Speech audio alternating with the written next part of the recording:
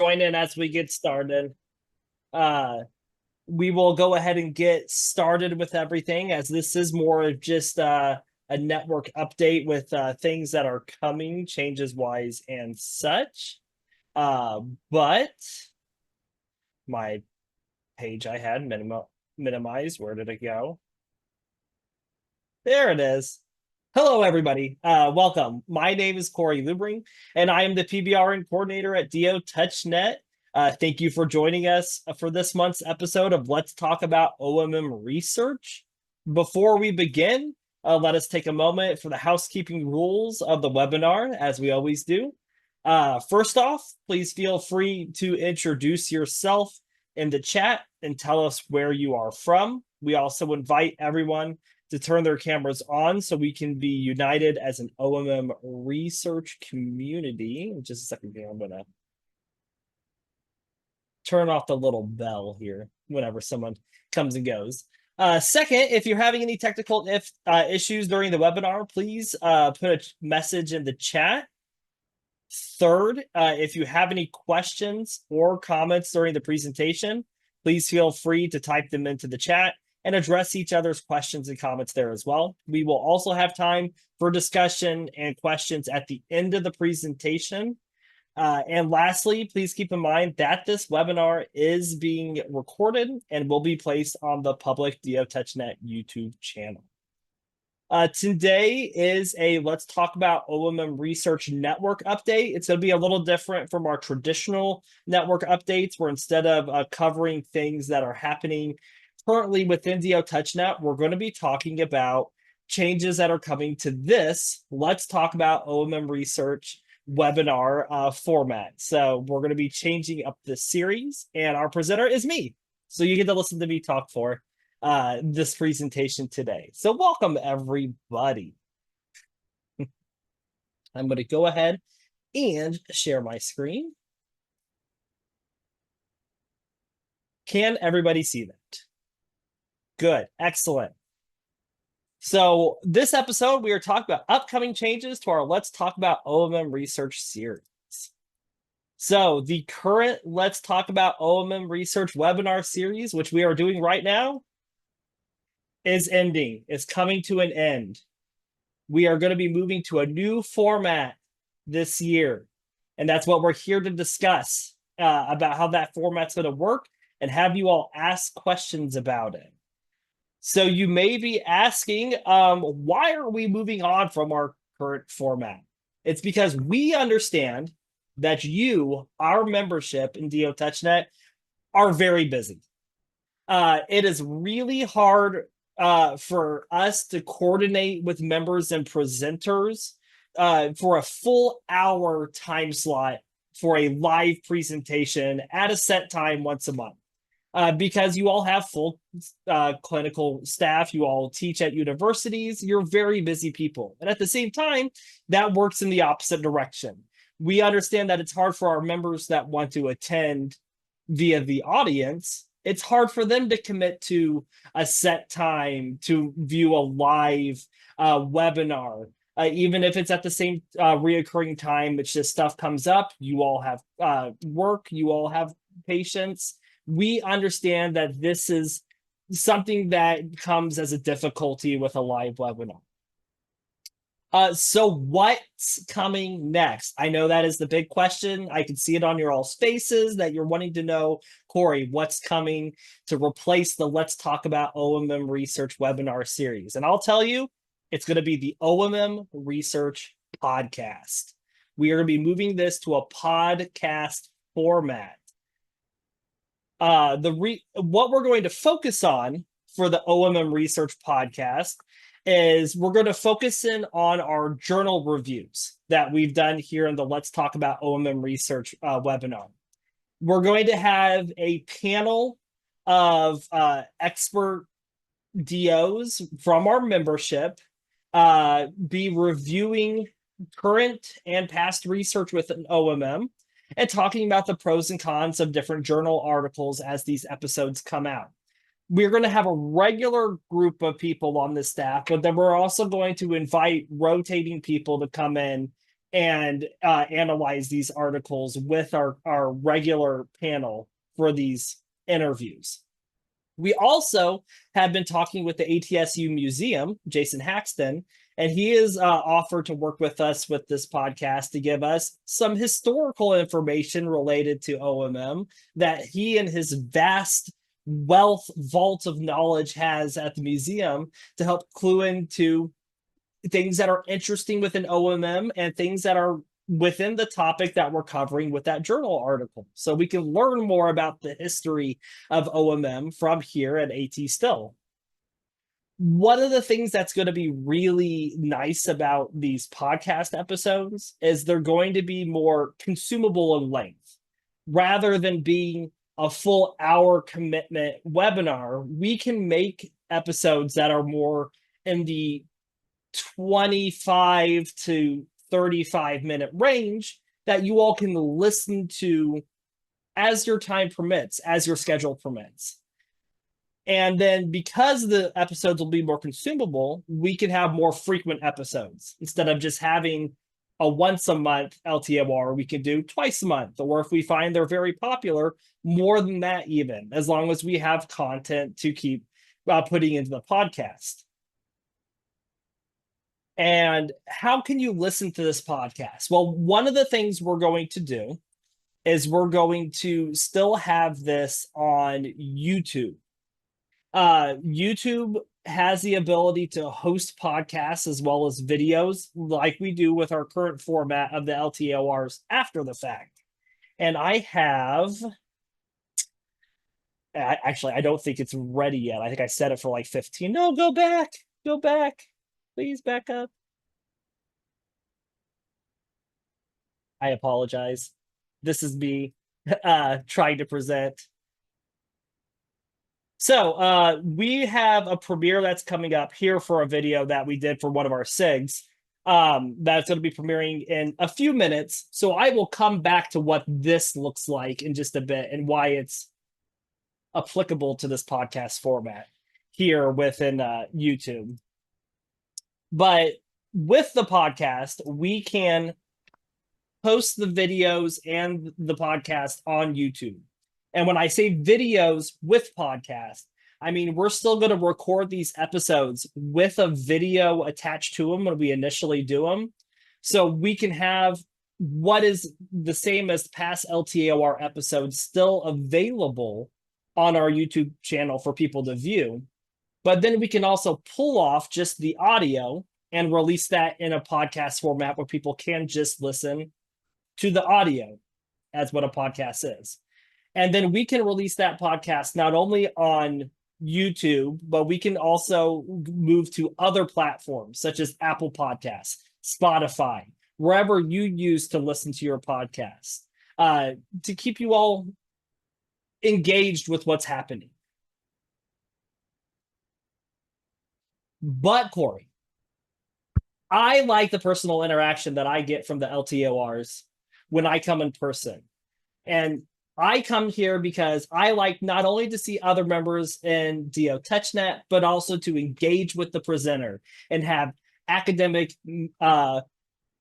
conversation, to have that dialogue, to have that interaction that I get with other people within the community. How can I get this from a podcast?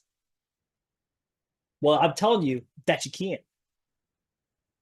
Because when we do these YouTube episode premieres, where we're premiering this full recording and putting it on YouTube, there is a live chat section next to the video premiere where those viewing it can chat with each other and chat with the presenters if they're there about the content of the podcast, which is what I'm going to be showing in a little bit whenever this prepped video premieres on YouTube. So these premieres will still happen at a set time, just like this LTAOR presentation. We will say, hey, on every other Thursday, if we decide to do it, at 1 p.m. U.S. Central Time, there's going to be the YouTube premiere of the OMM Research Podcast. If you want to come view it live and chat with people, you can. But if Yeah, I am in a meeting. Where are you? I'm here. Hiding? I'm in a meeting. Thank you. I apologize. So as you what was I saying? Yes, YouTube premiere. I had to look at my slide, it was on the other screen. So as you view the live premiere on YouTube, there is a chat section where you can chat live with the people that are there in attendance. And these premieres will happen at a set time. So if people want to engage with it, they can. And that premiere should be starting here, and I should be able to show it now as it's getting started. I'm going to refresh this page. So it premieres in 60 seconds. You can see here as this is getting ready to go, and you'll see there's a chat function here on the side. You all see that? So you could post in here, I'm so excited. Boom. And then whatever, if you have a YouTube account, it'll just have a name there. If you don't, it'll just be a guest name and such. But this is how you can interact with people live during the premiere. Any questions about that? Does that make sense this time? Of course, if you're not able to make it to the YouTube premiere, you can always continue conversations that you're having within the comments section of the video, or reach out via email and we could send it to the presenters later afterwards to continue any conversation that you might have. And I mean, that's really it about the podcast format. Like I said, we are working with members of our executive committee and members within DO-Touch.NET about creating the content and the structure for the podcast. We've partnered with Jason Haxton to get the history input for those that are interested in the history of OMM. And we're going to be trying to release regularly, multiple times a month, these podcast episodes for those within DO-Touch.NET and those in the outer community to be informed of what OMM research is going on. And we also, within each episode, will have tidbits of information from me, the coordinator, about events that are happening within DO-Touch.NET, upcoming events. So that little bit of network update information will be at the beginning and end of each episode for those that are members of DO-Touch.NET. Oh, can you all hear that sound? I apologize. That is the premiere music. So with the premiere, when you schedule it, has a countdown timer. And once the countdown timer is done, the video starts. So these videos will all be pre-recorded and then premiered on YouTube.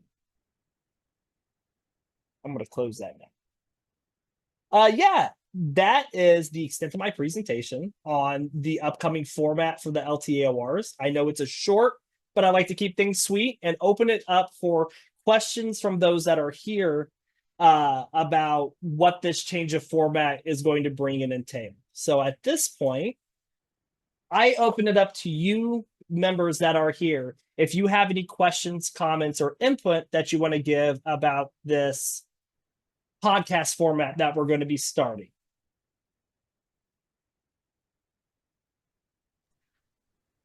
I really like the idea of working the history into it because I feel like it's getting lost.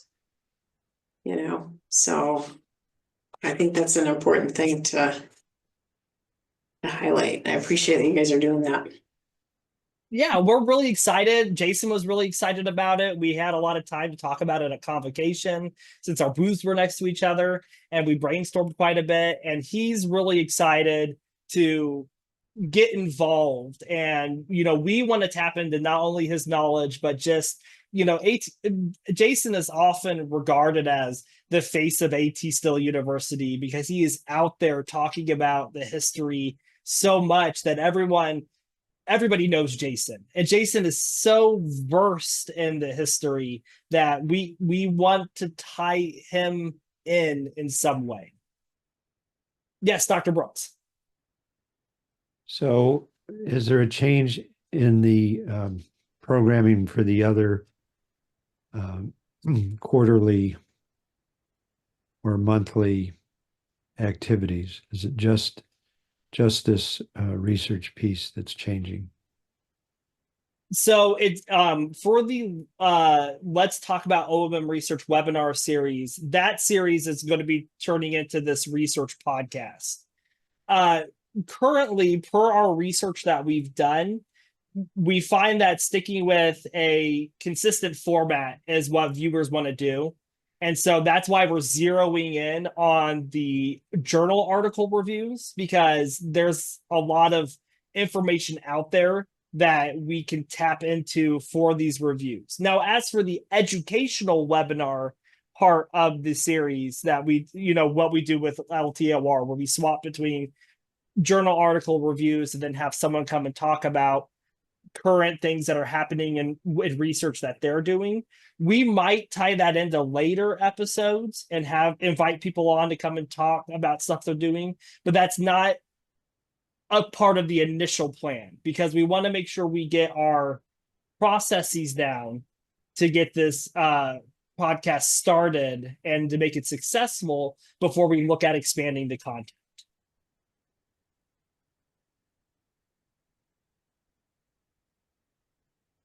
Did that answer your question?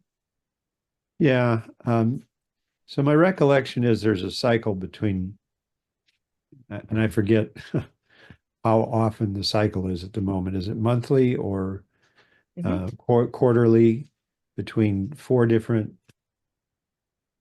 Well, foci, three different uh, foci? yeah, and really what we've done is if we alternated every other month between um the educational webinar and then the journal club. And then we dropped the network update down to one in the spring and one in the fall, Okay. because people were getting updates at the annual meeting as well. And so we felt that that was just, the same information twice over. And what we're going to do is the network update information will be in every episode, because since the episodes are going to be frequent, we can clue in on a more regular basis about upcoming events and things happening in the network. So that'll just be included at the beginning and end of every episode, that network update piece. But Okay. then as for the main content, we're going to focus in initially on the journal clubs. I'm just getting old. The lack of uh, seeing someone face to face and having a conversation instead of doing everything through the digital world and texting and so forth is, I guess I'm just concerned that there's an awful lot. There's just some really things that are really lost in creating community and more in-depth conversation. So, And but and we but I'm understand getting old and the world's passing me by, and that's the way it is, I guess. So, and we understand that that community aspect is important, but it's just our live attendance at these LTORs has been decreasing over the past several sessions, but people are still watching the videos after they're posting. okay, well, And so since people are still consuming them afterwards, we're just trying to make these more accessible. I understand. It seems like attendance, and I'm just an outsider, but it seemed like attendance was a lot higher when there was CME attached to it, because we used to get quite a number of people on. But maybe that just looked that way and that wasn't how it really was. Yeah, I've Yeah. brought that up in the past, and you know, I can go to get all kinds, tons of free CME through the University of Arizona, through Stanford, who I've never had any relationship with. And so if free CME isn't part of this, it's not a negative incentive, it's just the absence of incentive that would otherwise be there. And we pulled that away due to changes with CME requirements and what they were offering it on here. Like that wasn't, we pulled away because we had to, not because we wanted to. Right, right. Yeah, I understand. Well, When you say you had to, is that because administration wouldn't support you? Well, so you can pass this feedback up the line, but it's just,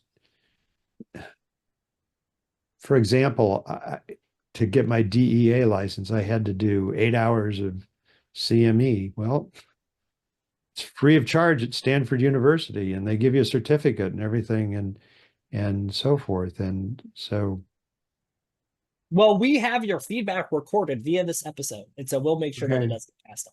And for a while, I got CME. It was $15 an hour or something. I mean, I can't imagine that that's really a financial backbreaker to get a few trivial people chipping in $15 now It and then. was more expensive to us to it was costing us money out of our budget to attach CME to it, and we weren't breaking even in any way. Okay.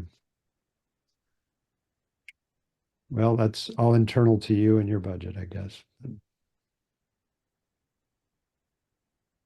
Any other questions, comments? Not that I want to run you all off, but I didn't expect this to be an extensive episode because we were just cluing into the next what's to come. We plan to debut the podcast at the latest by September, but hopefully if things fall in line, we want to get our first episodes out there starting in August.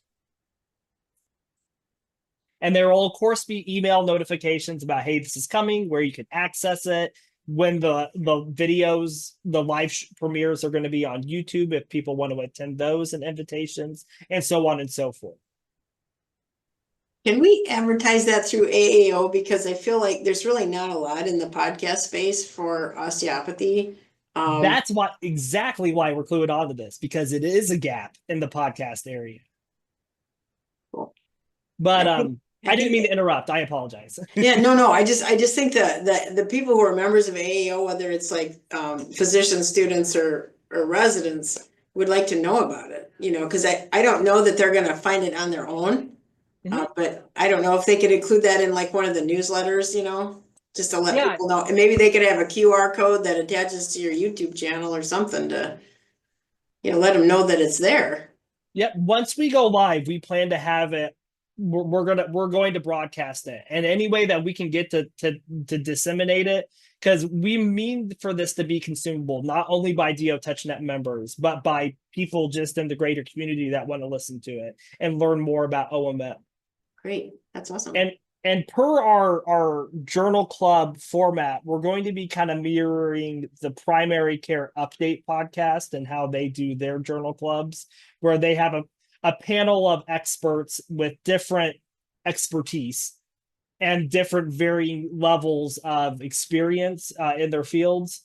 And we're going to have them all read the same article. Someone will summarize it, and then they will, within the episode, talk about the pros, the cons, the procedures, the data, really dive into it and pull it apart for the viewers to be able to listen to.